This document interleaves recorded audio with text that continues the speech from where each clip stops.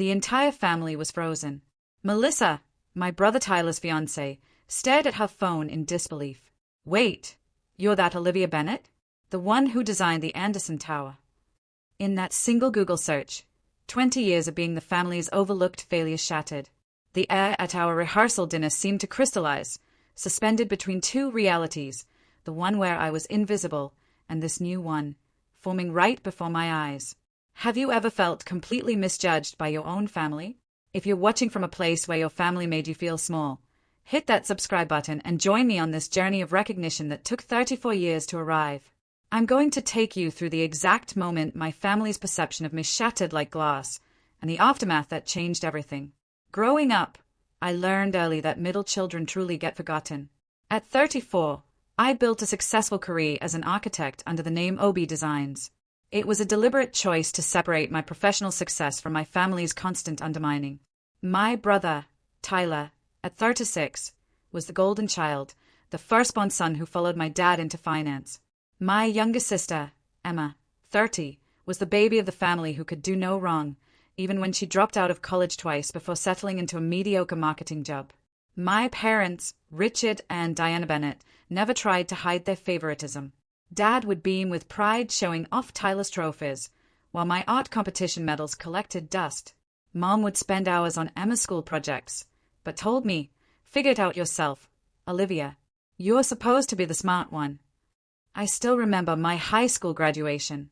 I was the valedictorian, and while other parents cheered, mine simply nodded and immediately turned to discuss Tyler's upcoming law school graduation. "It's just high school," my mom said dismissively. "Tyler's becoming a lawyer. That's something to really celebrate." Every achievement of mine came with a diminishment. When I got a full scholarship to Cornell for architecture, my dad frowned and asked, "Architecture? That's just drawing buildings. Why not medicine or law? Something practical?" Even after I graduated summa cum laude, my family treated my education like some kind of expensive hobby. Christmas dinners became battlegrounds where Tyler's internship at a prestigious firm dominated the conversation, while my design award was an afterthought.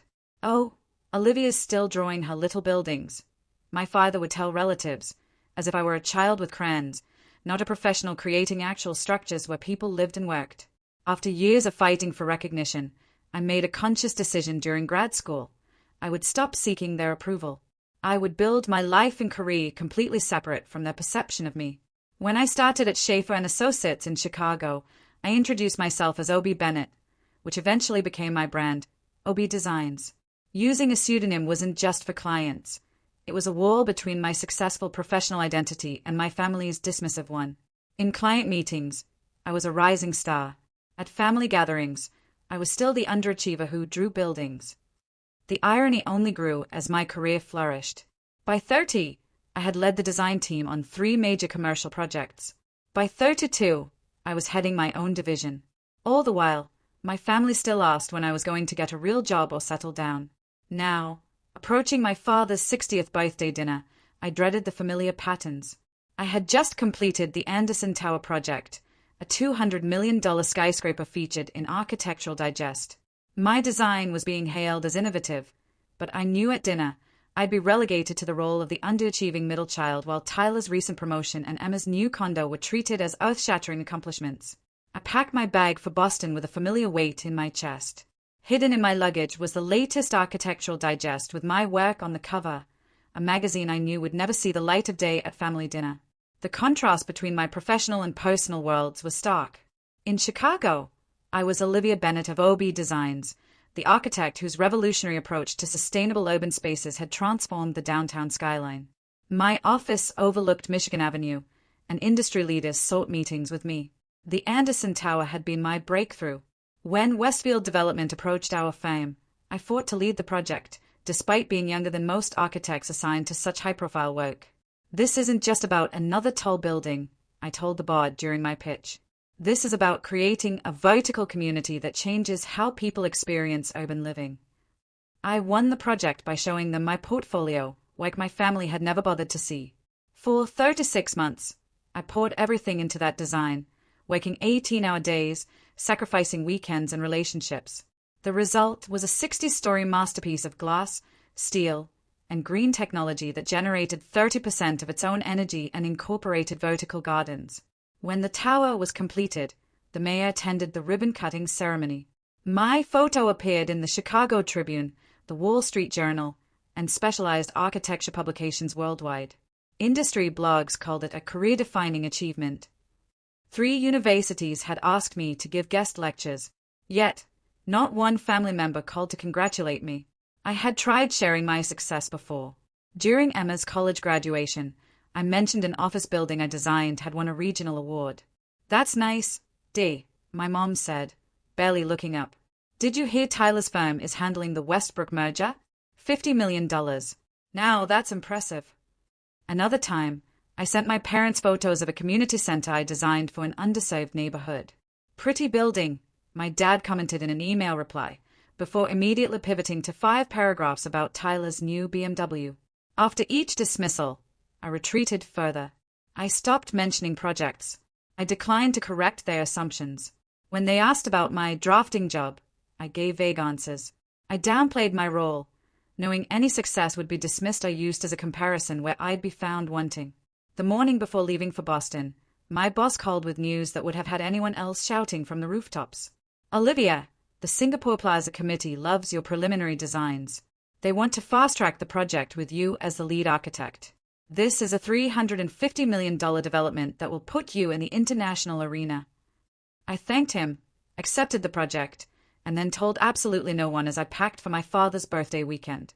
My phone buzzed with a text from my mother. "Don't forget Dad's birthday dinner is at Rel's tomorrow at 7 o'clock. Wear something nice for once. Tyler just made partner, and everyone will be dressed to celebrate." I stared at the message, then put my recent Architect of the Year award back in its box and tucked it under my bed, where it had lived since the ceremony. The drive from Boston Logan felt like traveling backward in time. Each landmark seemed to strip away the layers of my hard-won identity, replacing the confident architect with the overlooked middle child. I passed 3 buildings I had always admired, the very structures that had inspired my career choice, and wondered what my life would have been like if my family had nurtured my passion instead of dismissing it. My mom answered the door with a quick, perfunctory hug. "You're late. Everyone's already here. Tyler brought his new fiancée, and you need to meet her before dinner."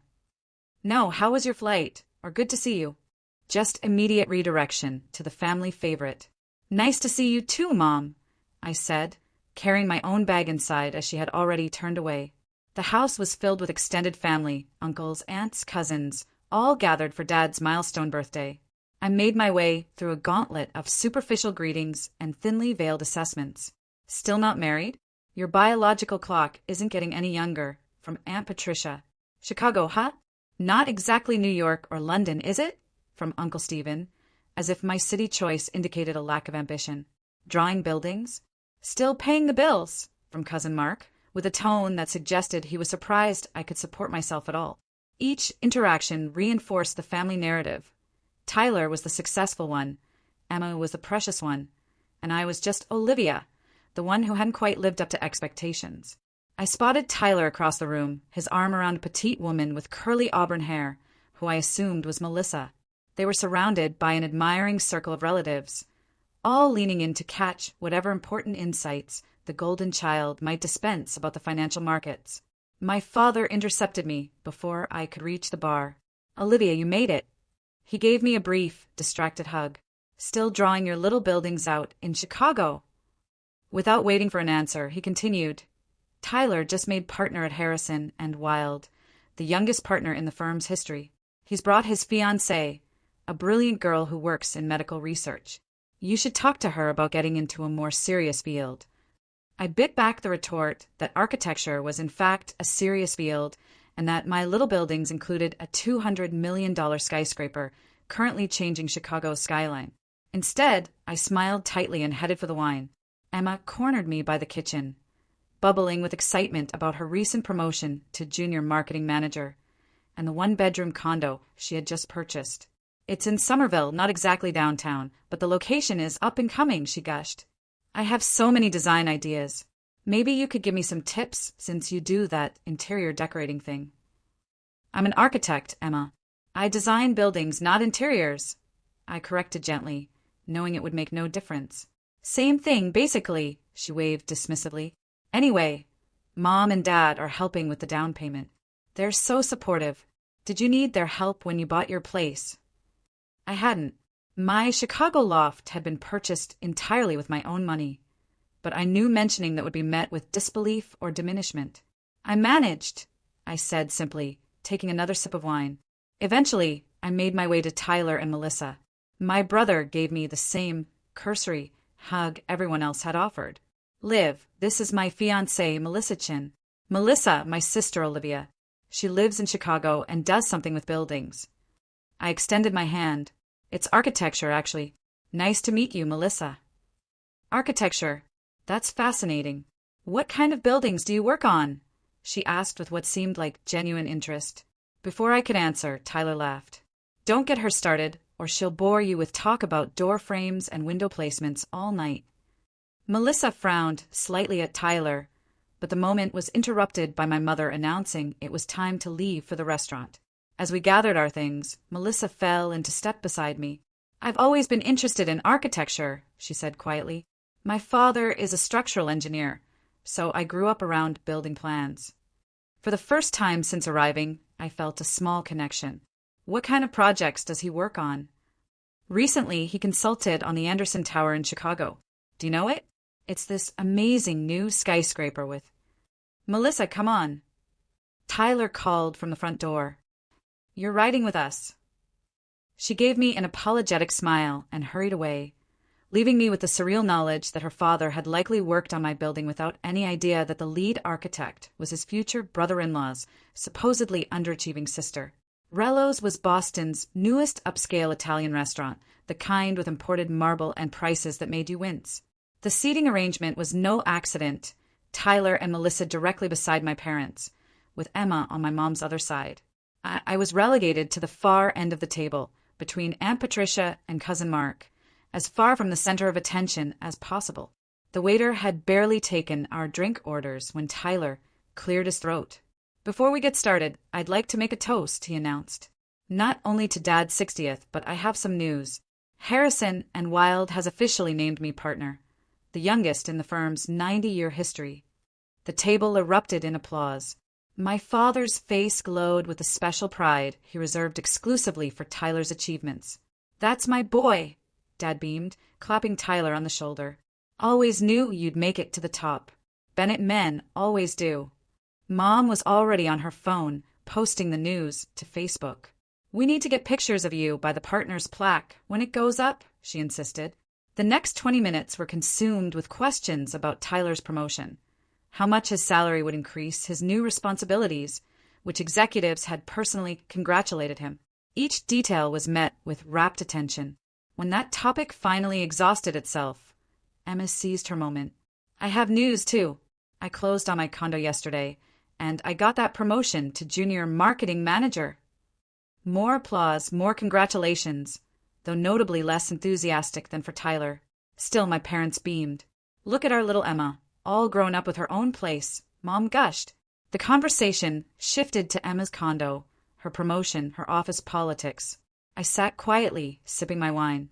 Years of experience had taught me that elaborating only invited dismissal. And how's your little drawing job, Olivia? Uncle Robert asked during a brief lull, with the slightly condescending tone reserved for children's make-believe occupations. It's fine, I replied, not bothering to correct him. Busy with projects. Still at that same company? What was it? Schaefer and something. Schaefer and Associates, I corrected. Not looking to move up to something more substantial. Tyler's firm sometimes needs people for their real estate division. Not architects, of course, but maybe something administrative you could grow into. I smiled tightly, imagining how he would react if he knew I was currently negotiating a contract for a project nearly twice the size of his entire investment portfolio. I'm happy where I am, thanks. The conversation quickly returned to Tyler's partnership and the family vacation my parents were planning to celebrate. We're thinking the south of France, my mother announced. Tyler's bonus can help cover the villa rental. As the main courses arrived, my father launched into stories about Tyler's childhood achievements and Emma's adorable antics. carefully skipping any memory that featured me prominently. It was as if our family history had been edited to minimize my presence, reducing me to a background character. I noticed Melissa watching me throughout dinner with a curious expression. Unlike everyone else, she seemed to be observing the family dynamics with fresh eyes. Once or twice, she tried to include me in the conversation, only to have her efforts subtly redirected by Tyler or my mother. "So, Olivia," she said during a momentary pause as dessert menus were being distributed, "Tyler mentioned you work in architecture. What kind of buildings do you typically design?" The table fell into one of those brief, expectant silences that occurs when a topic the group has tacitly agreed to ignore is brought up. My father chuckled. "Don't get her started on those blueprints and models. She's been obsessed with buildings since she was little. Used to make these elaborate block towers while Tyler was winning debate championships." "Just commercial stuff," I said quietly, giving Melissa the simplest answer possible. "Commercial, like office buildings, retail? I find the whole field fascinating," she persisted, ignoring the signals from my family that this was not a topic of interest. Tyler laughed, uncomfortably. "Melissa, trust me, it's not that exciting. Olivia just draws up plans for renovations and small office buildings. Nothing you'd recognize."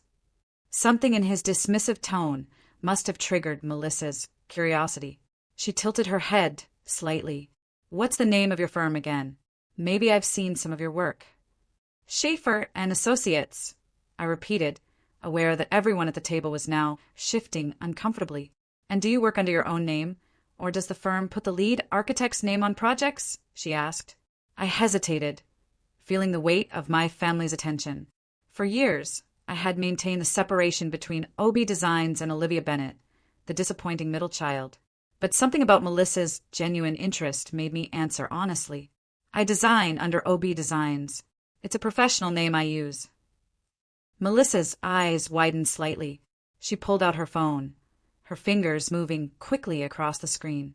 "OB Designs? As in Olivia Bennett Designs." I nodded, a strange sensation building in my chest as I realized what was about to happen. "Wait a minute," Melissa said, staring at her phone in growing disbelief. Then she looked up at me, her expression transformed. "Wait, you're that Olivia Bennett? The one who designed the Anderson Tower?" The table fell, completely silent. I could feel everyone's eyes shifting between Melissa's astonished face and my own carefully neutral expression. If you've ever been underestimated your entire life, you'll understand the strange mix of vindication and heartbreak I felt in that moment. While Melissa scrolled through her phone showing everyone pictures of my work, I found myself wondering, what does it say about your family when a stranger has to Google you for them to recognize your worth? I'd love to know if any of you have experienced that moment, when someone outside your circle suddenly made your relatives see you differently. Hit that like button if you've ever been truly seen by someone when your own family missed who you really are. "The Anderson Tower," my father repeated blankly. The name clearly meant nothing to him. Melissa nodded enthusiastically, turning her phone screen toward the table. "Yes, it's this incredible 60-story skyscraper in downtown Chicago. It's been all over the architectural magazines. My dad actually worked on the structural engineering for it. I can't believe I didn't make the connection earlier." She held it up to show a professional photograph of the gleaming tower with its distinctive cascading terraces of greenery. "See? OB Designs. That's Olivia. The building just won the Brenner Award for Innovative Urban Architecture. It's like meeting a celebrity." Melissa's excitement built as my family sat in stunned silence. Tyler reached for the phone, his forehead creased in confusion.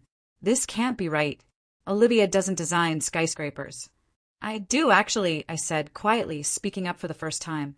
"I've been the lead architect on 7 major projects in the last 5 years, including the Anderson Tower." My mother's mouth opened and closed without sound. My father stared at the phone Tyler had passed to him, scrolling through images with growing disbelief. But you never said anything about any of this," my mother finally managed. "I did, Mom. Many times. You and Dad just never seemed interested." The words came out more calmly than I expected, the result of years of practiced restraint. Melissa was still scrolling. "Oh my God, there's so much here. Look, Architect of the Year finalist, featured in Architectural Digest, keynote speaker at the International Design Conference. She looked up at me with genuine admiration. Olivia, you're incredible. Aunt Patricia leaned across the table. Let me see that. Good heavens, that's really you. This says this tower cost $200 million. $212 million, actually, I corrected gently. We came in under budget. Uncle Robert choked slightly on his wine. Under budget? On a $200 million skyscraper. The phone continued its journey around the table, each family member's expression transforming as they scrolled through my work and accolades. Why didn't you tell us about any of this? My father demanded, his voice caught between accusation and bewilderment. I took a deliberate sip of my water. I tried, Dad. Remember when I sent you the link to the Chicago Architecture Foundation's award ceremony? Or when I told you about being featured in Architectural Record? You said, and I quote, "That's nice, honey, but let's talk about Tyler's new client." My father's face flushed. My mother jumped in, her voice taking on the defensive tone she used whenever family dynamics were questioned. Well, you never made it clear how important these things were. How are we supposed to know this wasn't just some small project? The email I sent literally said, "My design for a major skyscraper has been approved. Budget, $212 million. I'm not sure how much clearer I could have been. Emma grabbed the phone next, her eyes widening. This is insane. My sister designed this actual building. People live and work in something you created. Thousands of people, I confirmed. The residential units start on the 30th floor. Below that is commercial space, including a 5-star hotel. Cousin Mark, who had been particularly dismissive of my career, peered over Emma's shoulder. There's a video here. An interview. Melissa nodded eagerly. Yes, Olivia gave an interview to Architecture Today about the innovative sustainability features. The building generates almost a third of its own power through integrated solar panels and wind turbines. Without asking, Emma pressed play. My voice filled the sudden silence, professional and confident, as I explained the design philosophy behind the Anderson Tower. The camera panned over detailed models, then cut to footage of me on site, hard hat on, directing a team of builders and engineers. Is that the mayor of Chicago with you at the ribbon cutting? Tyler asked, his voice strained. Yes, and the governor was there, too, though he's not in that shot. My mother's expression transformed from shock to something else, a calculating look I recognized from childhood, the one that appeared when she needed to quickly revise her narrative to maintain her self-image. Well, of course Olivia has always been talented, she said suddenly, as if this had been her position all along. I always told everyone my daughter would design beautiful buildings someday. My father nodded vigorously. Absolutely. I remember when she was little, always building things. I said to Diana, that girl's going to be an architect someday. Didn't I say that, Dee? My mother nodded, reaching across the table as if to take credit for nurturing a talent she had actively dismissed. We always encouraged your drawing, Olivia. Remember the drafting table we got you for your 15th birthday? That was a desk, Mom. A regular desk for homework. I asked for a drafting table, but you got me a desk because you said architecture was just a phase. The revisionist history was happening in real time. Each family member suddenly claimed to have always believed in my potential. Uncle Robert, who had suggested less than an hour ago that I consider an administrative position, now declared he had always seen something special in my sketches. Aunt Patricia, who had spent years asking when I would settle down and start a family, was now telling Melissa how she had always encouraged Olivia's career ambitions. Cousin Mark, scrolling through more search results, let out a low whistle. Says here the Anderson Tower is valued at nearly $300 million now. And you designed that? Like the whole thing? I led the design team, yes. The concept and primary design are mine. So you must be making. He trailed off, trying to calculate my salary. I do fine, I said simply. Throughout this exchange, I watched Tyler's face. Unlike the others who had pivoted to proud support, my brother looked deeply uncomfortable, almost angry. He kept glancing between me and Melissa. I can't believe I didn't connect the dots, Melissa was saying. My father talked about working with a brilliant architect named Bennett on the Anderson Tower, but I never imagined it was you. He's going to be so excited when I tell him. Your father is James Chen? I asked, making the connection. He did exceptional work on the cantilever design for the East Wing. Melissa beamed. That's him. He said working on that building was one of the highlights of his career. As the reality of my success sank in, I could see the family dynamic visibly shifting. Relatives who had barely spoken to me earlier were now hanging on my every word. My parents were rapidly reconstructing a fictional history. And Tyler was growing increasingly agitated, whispering something to Melissa, who was shaking her head in response. The waiter approached with dessert menus, but no one seemed interested anymore. The revelation had effectively derailed the evening. We should have a toast, Uncle Robert declared, raising his glass. To Olivia, the most successful Bennett of her generation. I watched my father's smile tighten at those words. For as long as I could remember, that title had belonged unquestionably to Tyler. To Olivia, everyone echoed, raising their glasses. Everyone except Tyler, who was staring at me with an expression I couldn't quite decipher. And in that moment, I had the distinct feeling that the evening's revelations were far from over. The remainder of dinner passed in a blur of questions about my career. My mother, ever the social architect, worked hardest to reconstruct the narrative.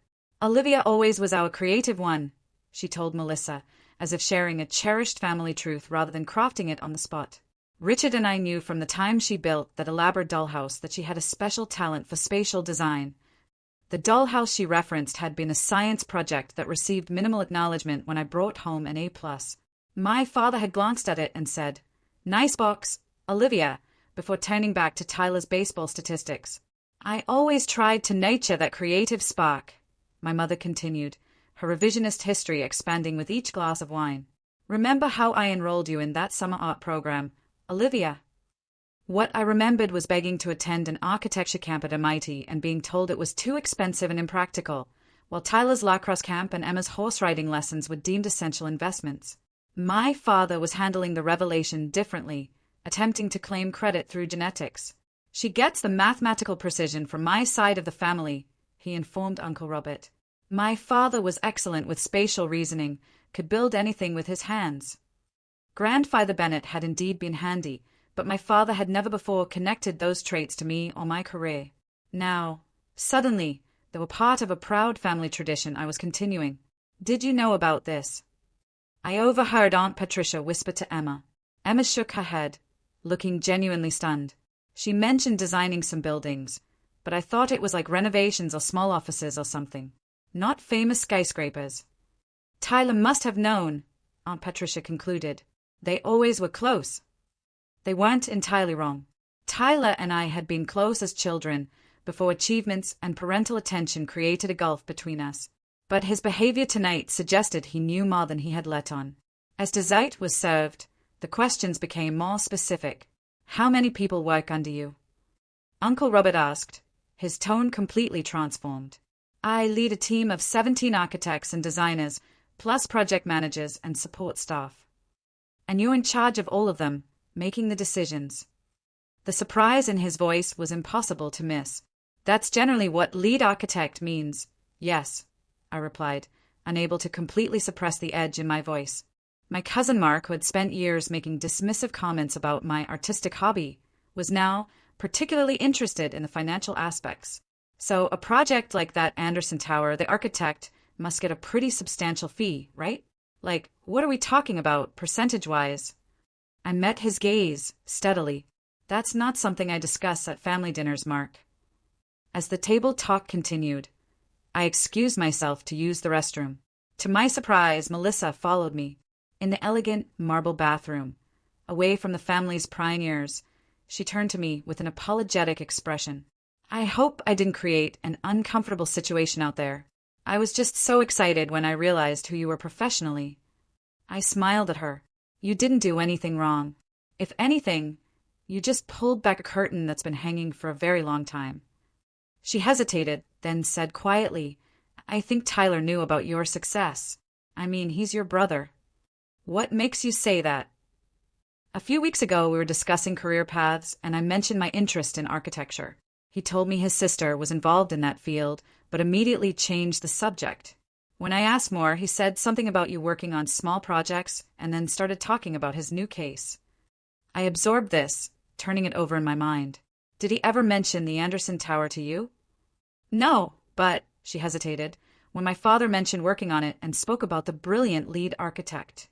Tyler changed the subject very quickly. I thought it was just because Dad was talking shop, but now I wonder.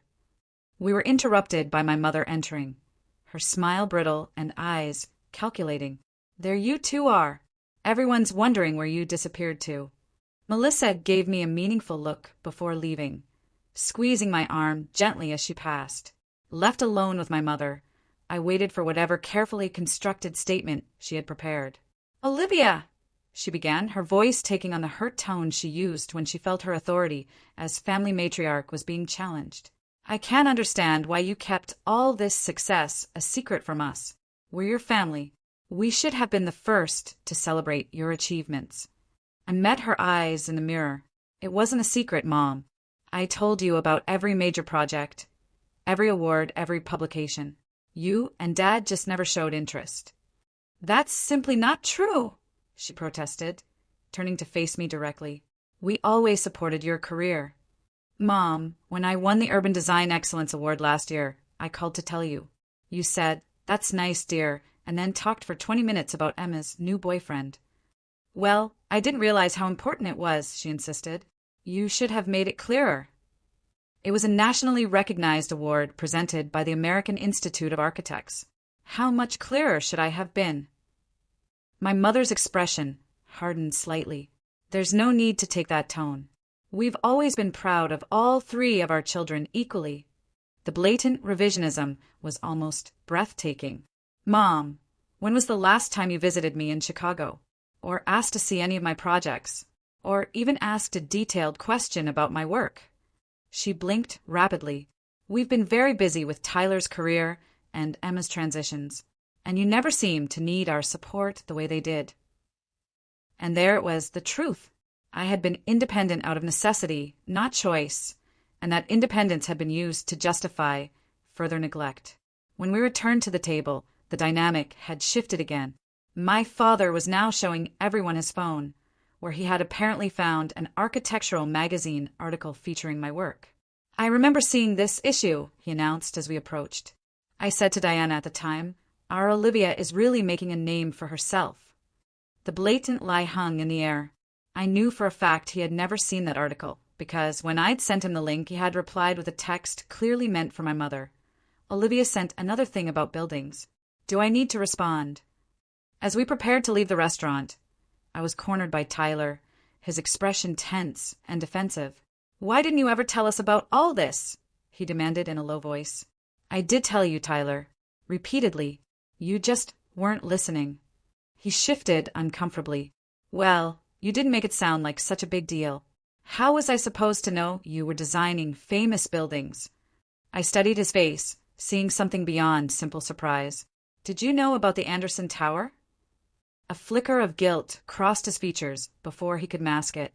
"I might have heard something about it at work. One of our clients mentioned an O.B. Bennett design. I didn't make the connection." The lie was transparent. Tyler had always been a poor liar, at least to me. Before I could press further, our father called everyone together for a family photo, insisting that I stand next to him. "Where you belong, my successful architect daughter." As cameras flashed, capturing this sudden revision of family hierarchy, I caught Melissa watching with a thoughtful expression. In her eyes, I saw not just admiration for my work, but a growing understanding of the complex dynamic she was marrying into. The morning after the dinner revelation brought a level of attention from my family I had never experienced before. My mother called at 7:30 a.m. asking if I would come over for breakfast before my afternoon flight. "We need to talk as a family," she insisted. "There's so much we apparently don't know about your life, Olivia." I agreed, partly out of curiosity, and partly because, after years of invisibility, there was something satisfying about their sudden interest. The Bennett family home was unusually quiet when I arrived. Typically, gatherings were centered around Tyler. Today, all eyes turned to me when I entered the dining room. Melissa, I noticed, was absent. "Melissa had a work call," Tyler explained tersely. My mother had prepared an elaborate breakfast spread, the kind usually reserved for Tyler's homecomings. She hovered nervously, filling my coffee cup. "We've been looking up your work online," my father began without preamble. "That Anderson Tower is quite something. Why didn't you tell us you were working on something so significant?" "I did tell you, Dad. I sent emails with updates throughout the 3-year project. I called when we broke ground. I invited all of you to the ribbon-cutting ceremony." My mother frowned. "I don't remember any invitation. I sent it to everyone's email and followed up with calls. Dad said you were busy with Emma's college graduation that weekend." Emma looked up sharply. "My graduation was in May. When was the ribbon cutting?" "July," I replied. 2 months later." My parents exchanged uncomfortable glances. The silence stretched until my father cleared his throat. "Well, perhaps we were traveling. That summer we went to Martha's Vineyard with Tyler when he closed." "The Westbrook deal. That was August," Tyler corrected quietly, not meeting my eyes. Another uncomfortable silence. My mother busied herself rearranging pastries. "The point is," she said finally, "we didn't realize the scale of your accomplishments. You should have made it clearer." I set down my coffee cup carefully. "What would have been clear enough, Mom? The emails with major project in the subject line? The press clippings I sent? The literal invitation to see the building?" "Don't take that tone," my father warned. "We're trying to understand why there's been this miscommunication." "It wasn't miscommunication, Dad. It was selective hearing. You and Mom have spent my entire life focusing on Tyler and Emma's achievements while minimizing mine." "That's not true," my mother protested. "We've always treated all our children equally." Tyler snorted softly, surprising me. When everyone turned to look at him, he shrugged. "Mom, come on. We all know that's not true." My mother's face flushed. "What are you talking about? We've supported all 3 of you in your endeavors." "You supported what you wanted us to pursue," Tyler corrected. "You supported me in finance because that's what Dad wanted. You supported Emma in whatever she did because she's the baby. But you never really supported Olivia in architecture because it wasn't part of the plan." I stared at my brother, stunned by this unexpected acknowledgement. My father shifted uncomfortably. "That's not fair, Tyler. We've always encouraged all your interests." "Did you?" Tyler challenged. "Because I remember when Olivia won that scholarship to the architectural summer program at MIT. You told her it was impractical, when what you really meant was it didn't fit your vision for her." My mother's composure was cracking. "We only wanted what was best for all of you. We couldn't have known Olivia would be so successful in architecture." "Why not?" I asked quietly. "I was top of my class. I won national student competitions. I had recommendations from industry leaders. What part of that suggested I wouldn't succeed?" My father's expression darkened. "Now listen here, young lady. We've always been proud of you. If we didn't make a fuss about every little award or project, it's because we didn't want you getting a big head. Success needs to be tempered with humility." "Is that why you made such a fuss over every one of Tyler's promotions? To ensure he wouldn't be humble?" Emma gasped at my directness. Tyler looked down at his plate. "That's different," my father insisted. "Tyler's in a competitive field where recognition is important for advancement. And architecture isn't competitive." I challenged. "Dad, do you have any idea how few women lead major architectural projects? How many barriers I've had to break through to reach this position?" "Well, we didn't know."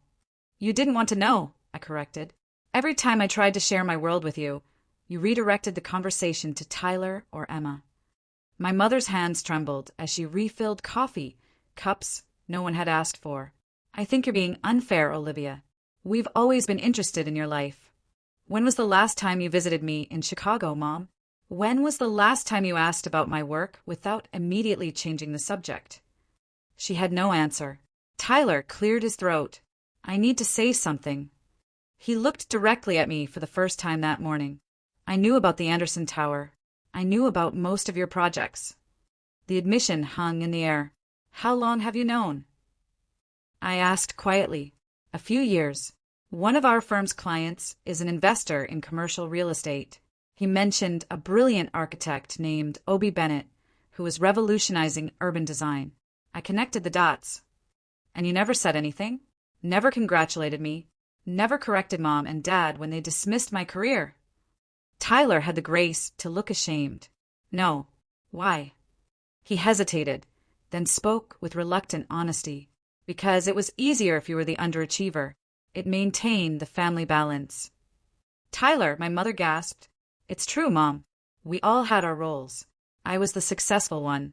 Emma was the baby who needed protection. And Olivia was the middle child who would never quite measure up.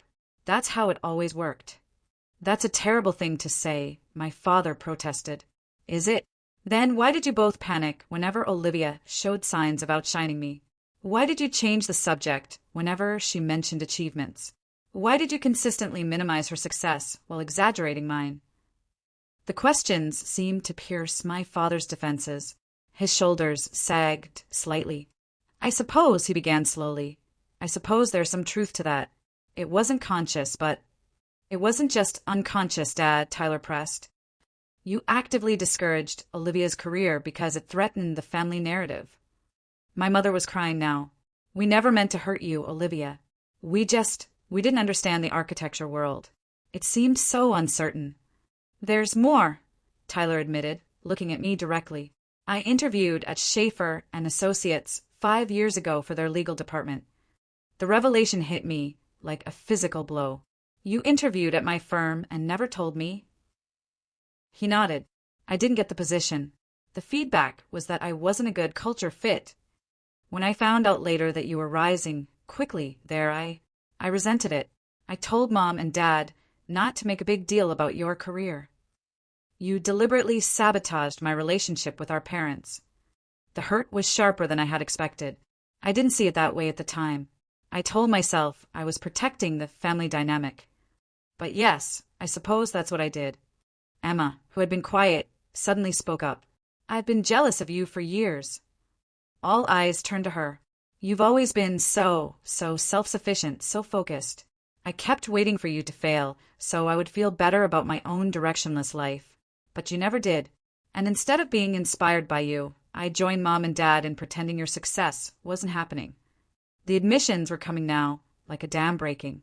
My Uncle Robert had apparently tried to invest in one of my early projects, but was discouraged by my father, who told him I was just starting out and it would be throwing good money after bad. My mother had opened mail containing a major award notification, read it, and then forgot to mention it. My father had seen my name and photo in an architectural journal at his doctor's office, but convinced himself it must be a different Olivia Bennett. As each revelation emerged, a pattern became clear. My family had systematically undermined and ignored my success, not out of simple oversight, but as part of maintaining a carefully constructed family mythology in which Tyler was the star, Emma was the protected one, and I was the also-ran. Did you know, my father said quietly after a long silence, that my mother, your grandmother, was an accomplished pianist? She was offered a scholarship to Juilliard before she met your grandfather. I shook my head, surprised. She gave it up to raise a family. My father used to say that was as it should be, that a woman's greatest accomplishment was her family, not her career. He stared into his coffee cup. I think perhaps I carried more of that thinking into our family than I realized. My mother wiped her eyes. My own mother was always so proud of my brother's accomplishments while treating my achievements as temporary stops on the way to marriage. I promised myself I wouldn't do that with my daughters. But somehow you did exactly the same thing, I finished for her. She nodded, unable to meet my eyes. The weight of generational patterns hung in the air. What I had experienced wasn't just about me. It was about an inherited template for family dynamics that had been unconsciously applied to a new generation. So what happens now? Emma asked into the heavy silence. How do we move forward from this? It was a question with no simple answer. But for the first time in my life, I felt like my family might actually be ready to hear mine. I awoke the next morning to the sound of my phone ringing. Daniel Schaefer, the founding partner of my firm, was calling with news that couldn't wait.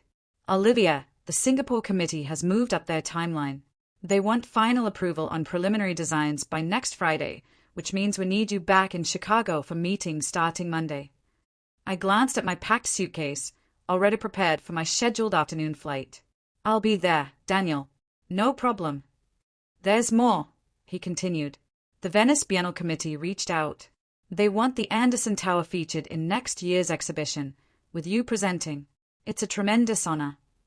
An international exposure for the firm. I'd be happy to do it.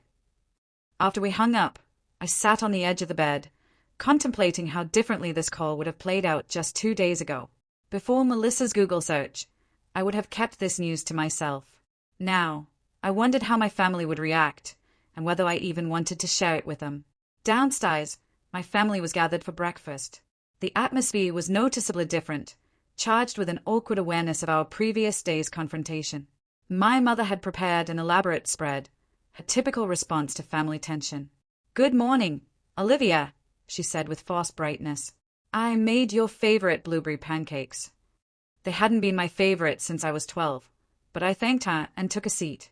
Tyler entered a moment later, his expression guarded. "Morning," he muttered.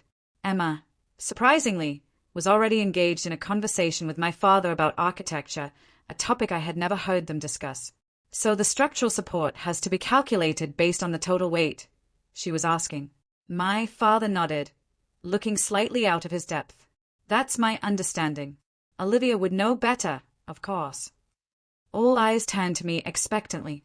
It was a strange sensation. "Yes, load-bearing calculations are fundamental," I confirmed. "But modern architecture involves complex systems working together, structural integrity, sustainability features, aesthetic considerations, practical usage patterns." "It sounds fascinating," Emma said, with what appeared to be genuine interest. "I've been looking at your designs online. They are really beautiful." The compliment, simple as it was, felt monumental coming from my sister. "Thank you, Emma." My phone buzzed with another call, this time from the architectural magazine that had featured the Anderson Tower. I excused myself to take it in the living room. "Ms. Bennett, this is Catherine Walsh from Architectural Horizons. We're doing a feature on innovative family dynamics in design. We understand your father recently celebrated his 60th birthday with a family gathering, and would love to interview all of you about the design legacy in your family." I nearly laughed at the irony. "I'm afraid there's been a misunderstanding. There's no design legacy in my family. I'm the only architect." "Oh," she sounded confused. "We received information that your family has been instrumental in your design philosophy, something about a generational influence." I realized someone in my family must have reached out, attempting to incite themselves into my professional narrative. "Who contacted you about this?" I asked directly. I believe it was a Diana Bennett. She mentioned a family connection to architectural appreciation going back generations. My mother, of course. When I returned to the kitchen, my family was in what appeared to be a planning session. "We should all go to Chicago next month," my mother was saying. "See Olivia's buildings in person. Maybe she could arrange a special tour." My father nodded enthusiastically. "And we should have a family dinner at that restaurant on the 60th floor of your tower. What was it called? The one in the magazine." "Apex," I supplied, taking my seat. "And it's not my tower. It belongs to Westfield Development. I just designed it." "Still," my mother pressed, "you must have connections. Special access." I studied her eager face, recognizing the familiar pattern of looking for ways to benefit from a connection rather than genuinely appreciating the connection itself. "Mom, did you contact Architectural Horizons magazine about a family interview?" Her cheeks flushed slightly. "Well, yes. I thought it would be nice publicity for you." "For me, or for the family?" I challenged gently. Tyler cleared his throat. "Olivia, we're just trying to be supportive now that we understand the significance of your work." "Are you? Because it feels like you're trying to co-opt my success after years of ignoring it." The table fell silent. My mother's expression crumpled slightly. "That's not fair," my father began, but I cut him off. "What's not fair is spending my entire career having my achievements dismissed, only to have you all suddenly want to be associated with them when they prove impressive to outsiders." Emma looked down at her plate. "She's right." Tyler shifted uncomfortably. "Look, we've acknowledged we made mistakes. We're trying to do better." "I appreciate that," I said carefully. "But doing better doesn't mean swinging from complete disinterest to excessive involvement overnight. It means respecting the boundaries I've established and aiming back trust gradually. My mother dabbed at her eyes with a napkin. We just want to be part of your life, Olivia, to make up for lost time. And I want you in my life, Mom, but on authentic terms, not performative ones. My phone buzzed again. A text from Melissa. Can we talk before you leave? Coffee at Parker's in an hour. I texted back a quick affirmative, then turned to my family. I need to be clear about something. I'm glad we're having these conversations, but real change takes time. I'm not going to suddenly share every aspect of my professional life with you, and I'm not going to facilitate your insertion into my career narrative. What does that mean, exactly? My father asked, his tone defensive. It means I won't be doing a family interview with Architectural Horizons. It means I won't be arranging special access or tours until I feel our relationship is on more solid ground. And it means I expect you to respect my professional accomplishments without trying to claim credit for them. Tyler looked like he wanted to argue, but thought better of it. Emma nodded slowly, seeming to understand. My mother's lips thinned with disapproval. I think you're being unnecessarily harsh, Olivia. We're just trying to show interest. There's a difference between showing interest and attempting to rewrite history, Mom. Before she could respond, my phone rang again. This time it was the project manager for the Singapore development. I need to take this, I said, standing up. It's work. As I stepped away, I heard Tyler say to my parents, this is what I mean about family harmony. Olivia needs to meet us halfway here. The call was brief, but important. Confirmation of Monday's meetings and a request for specific design modifications. When I returned to the kitchen, the atmosphere had changed again. Olivia, my father began in his authoritative tone. We've been talking, and while we understand you feel overlooked, family harmony requires compromise. Tyler has suggested a family interview might be a good way to reset our relationship publicly. I glanced at my brother, recognizing the familiar strategy of using family harmony as leverage to get what he wanted. I have to go meet Melissa for coffee before my flight, I said deliberately, not engaging with my father's statement. But what about the interview? My mother pressed. Catherine from the magazine is expecting us to confirm. I paused at the doorway, turning back to face my family. For a moment, I saw them clearly. My father, accustomed to authority. My mother, desperate to maintain appearances. Tyler, attempting to manage the situation to his advantage. And Emma, watching uncertainly from the sidelines. I'll handle the magazine, I said firmly. And we'll continue this conversation another time. But I want to be very clear. I will not participate in any family interview that misrepresents our history or relationship. I left them sitting in stunned silence, feeling oddly liberated by this small but significant act of boundary setting. Parker's coffee was quiet when I arrived. Melissa was already there, 2 cups on the table. I got you a latte, she said as I sat down. Tyler mentioned it was your usual. I was surprisingly touched that my brother had remembered such a detail. I wanted to talk to you before you left, Melissa began, her expression earnest. First, to apologize if my Google search caused family drama. I smiled. You have nothing to apologize for. If anything, you just pulled back a curtain that's been hanging for a very long time. She nodded. I also wanted you to know that I had no idea how your family perceived you until that dinner. The way Tyler described you, it didn't match with what I've seen at all. And what have you seen? I asked, curious about her perception. A brilliant, accomplished woman whose family somehow failed to recognize her worth. She hesitated, then added, it makes me question other narratives Tyler has shared about family dynamics. The implication was clear. If Tyler had misrepresented me so fundamentally, what else might he have distorted? Family relationships are complicated, I offered, not wanting to damage her relationship with my brother despite our issues. They are, she agreed, but they should be built on truth and mutual respect. She took a sip of her coffee. My father was so excited when I told him I'd met you. He said working with you on the Anderson Tower was one of the highlights of his career.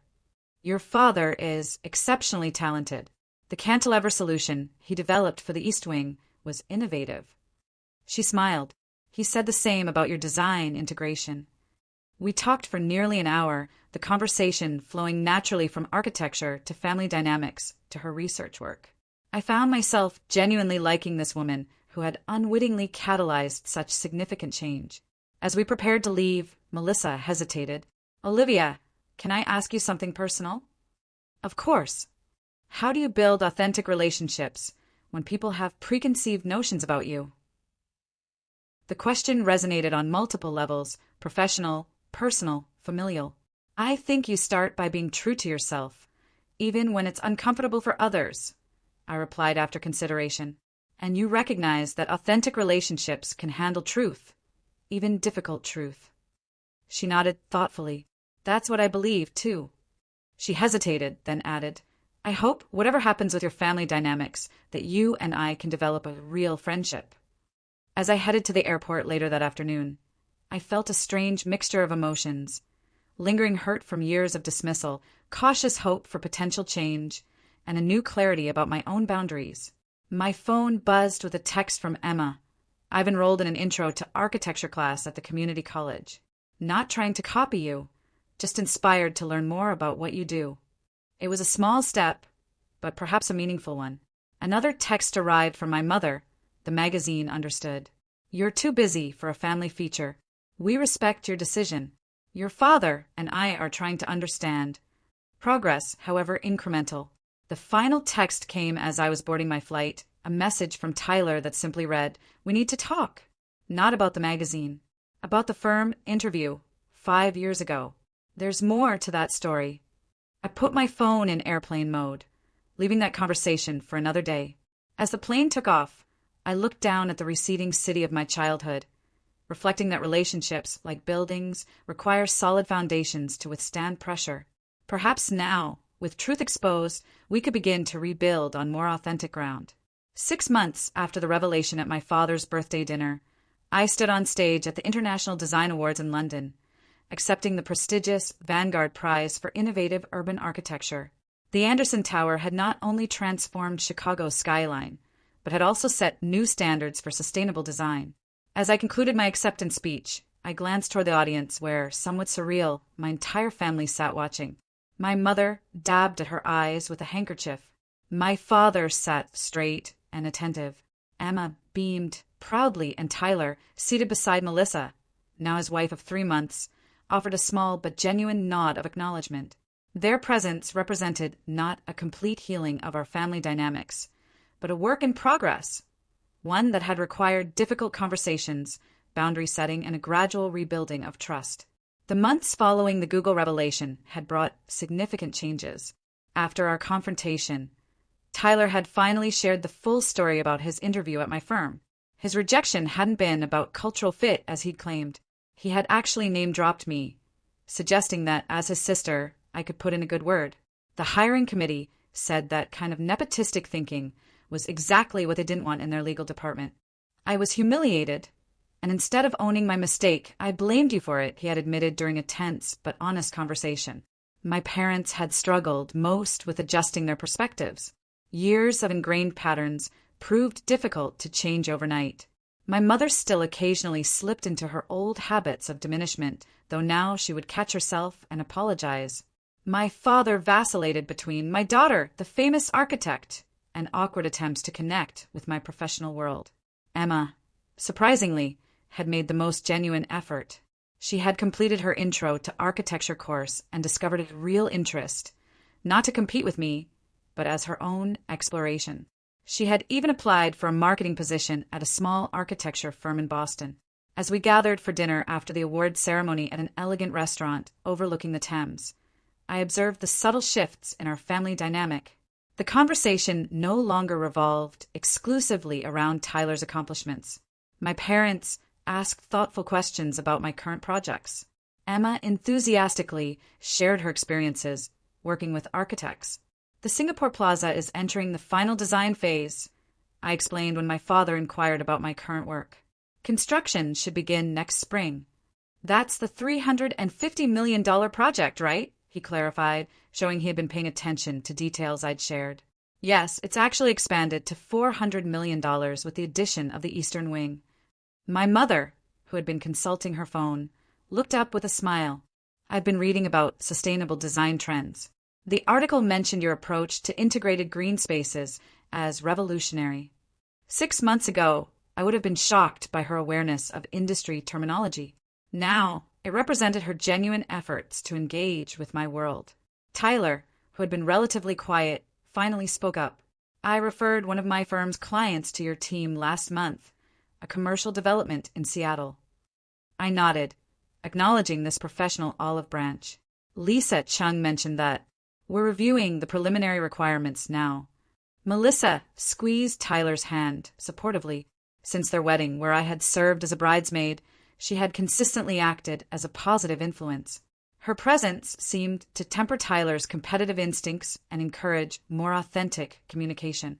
Olivia is designing our vacation home, Emma announced suddenly, glancing at me with a smile. I returned her smile, appreciating her enthusiasm for what had started as a simple favor, helping her sketch some ideas for a modest lakeside cabin, and had evolved into a small but meaningful collaboration between sisters. It's just a concept design at this point, I clarified, but it's been fun to work on something more intimate in scale. My father raised his glass. I'd like to propose a toast to Olivia, whose talent we failed to recognize for too long. We're proud of you, not just for your professional success, but for your perseverance despite our shortcomings. The acknowledgement, imperfect but sincere, represented progress I couldn't have imagined a year earlier. As dinner concluded, my mother pulled me aside.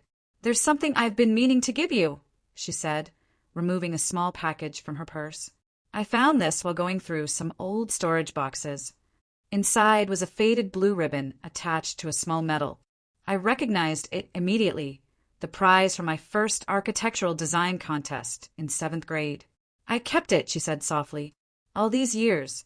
I didn't make a fuss about it then, because... She hesitated. Because my mother always told me not to encourage impractical dreams. But I kept it. The small token represented both past failures and present efforts at reconciliation. I hugged her briefly, accepting both the gift and its complicated implications. Later that evening, as the family gathered in the hotel lobby, my father approached me privately. I saw your design for the children's hospital expansion in Chicago, he said, his voice gruff with emotion he typically avoided displaying. The way you incorporated natural light into the recovery rooms. It's not just architecturally impressive. It's kind. Coming from my father, this recognition of the human element of my work, not just its technical or financial merits, felt like a breakthrough. Thank you, Dad. I was wrong, he continued, looking uncomfortable but determined, about architecture being impractical, about a lot of things. I hope you know that I'm proud of the woman you've become, not because of awards or magazine features, but because you stayed true to your vision, even when your own family couldn't see it. As I prepared for bed that night, I reflected on the journey of the past 6 months. The family dynamics weren't perfect. They likely never would be. Old patterns sometimes reemerged. Trust was still being rebuilt, conversation by conversation. But something fundamental had shifted. I was no longer invisible. My successes were no longer minimized or ignored. And perhaps most importantly, I had established boundaries that allowed me to maintain my professional identity separate from family expectations or narratives. The following morning, I met Melissa for coffee before my flight. How are you feeling after everything? She asked. The award, the family dinner, all of it. Like I'm finally visible, not just to my family, but to myself in relation to them. I spent so many years compartmentalizing. The successful architect in Chicago, the disappointing daughter in Boston. It's still strange to have those worlds collide, but also freeing. She nodded. Tyler's still working through some things. Competition is deeply ingrained in him, but he's trying in his way. I know. We all are. As I prepared to leave, Melissa hesitated. Do you think families can truly change, or do we just learn to manage the dynamics better? I think real change is possible, but it's gradual and imperfect. The patterns run deep, sometimes across generations. But awareness is the first step, and we've at least achieved that. My final stop before the airport was the construction site of a new civic centre I had designed in London's East End. As I stood reviewing the progress, I noticed my name prominently displayed on the project sign, designed by Olivia Bennett, OB Designs. Not hidden behind initials or a company name, but fully visible, just as I now was within my own family. Imperfectly seen, still occasionally misunderstood, but no longer invisible. Have you ever had a moment when someone outside your family circle finally made your relatives see you differently? My journey from a family nobody to a recognized professional didn't happen overnight, and honestly, the relationships are still a work in progress.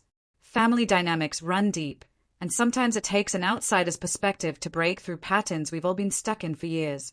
I'd love to hear about your experiences with family recognition, or the lack of it. Has someone ever Googled you at a family gathering and changed everything? Leave a comment below sharing your story of finally being seen.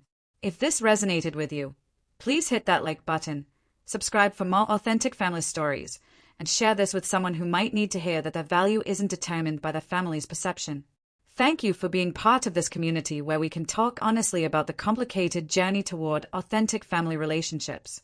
Until next time, remember that sometimes the family that truly sees you isn't the one you're born into. It's the one you build for yourself. Video Deep Research Canvas Image Guided Learning.